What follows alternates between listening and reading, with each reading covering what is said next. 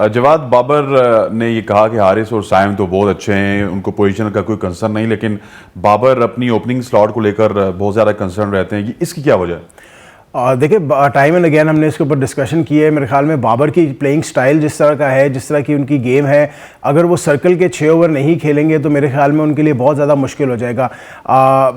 I am going to explain myself. में कहने का मकसद ये है कि लेट्स सपोज हम रिजवान और साइम के साथ ओपन करते हैं और समहाउ रिजवान और साइम जो है वो 6 ओवर्स तक सर्वाइव कर जाते हैं। उसके बाद बाबर अगर कोई विकेट गिरती है और बाबर कम्स इन, तो मेरे ख्याल में बाबर के लिए उस तरह एकदम आके ना एक्सेलरेट करना बहुत मुश्किल है, क्योंकि 6 ओवर्स के बाद बीच के जो 8 ओवर होते हैं वो बहुत ज़्यादा इंपॉर्टेंट इसलिए कंसिडर किए जाते हैं क्योंकि उसमें जो है वो पेस बनता है पूरी की पूरी इनिंग्स का।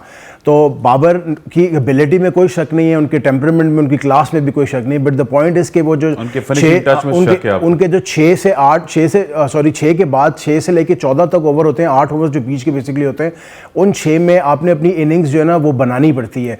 और बाबर की अनफॉर्चुनेटली मेरे ख्याल में उस तरह की पावर हिटिंग नहीं है कि वो 6 से 8 में उन 8 ओवर्स में गेम को ड्रैग कर सके। तो मेरे ख्याल में बाबर और रिजवान दोनों के लिए मैं कहूँगा, मैं सिर्फ बाबर की बात भी नहीं करूँगा, रिजवान के लिए भी अगर ये दोनों ओपन नहीं करेंगे तो ये बहुत ज़्यादा मुश्किल हो जाएगा इनको नीचे स्लॉट। आप समझते नहीं कि बाबर और रिजवान को थोड़ा सा, जिस तरह आपने बैकअप की बात की, स्ट्रेंथन की बात की, तो इनको मिडिल ऑर्डर स्ट्रॉन्ग करने के लिए कुर्बानी देनी चाहिए, ऊपर जो है एक्सपीरियंस को भेजना चाहिए?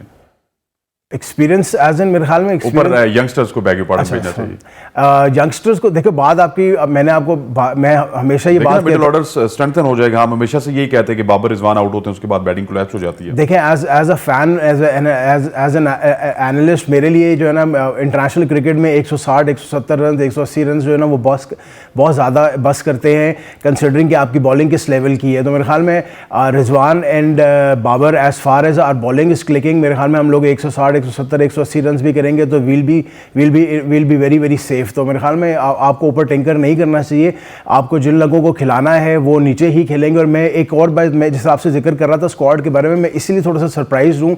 स्क्वाड बहुत मुझे पसंद है, मैं I am very very happy कि आपने इन यंगस्टर्स को चांस दिया। बट द पॉइंट इज़ कि आपने देखा ये नहीं कि हमने स्लॉट किस जगह पे अगर प्लेयर्स को खिलाना है, तो ओपनर्स खेल रहे हैं इस टीम में। एग्जैक्टली, उन नंबर्स का हमारे पास एक भी बैकअप नहीं है। मैं ये नहीं कह रहा हूँ कि लड़कों को नहीं खेलना चाहिए, what I am saying is कि कम से कम एक तो यार लड़का आपने मिडिल ऑर्डर का रखा होता, बैकअप पे ही रख लेते कि आप इन 5 को खिला के और एक लड़का मिडिल ऑर्डर का बैकअप पे रखते, जस्ट इन केस कि अल्लाह ना करे कि इन दोनों में से कोई काम नहीं करता मिडिल ऑर्डर में, तो आप एक मिडिल ऑर्डर का लड़का स्लॉट इन कर सकते हैं। ये थोड़ा सा वरिंग साइन है मेरे लिए।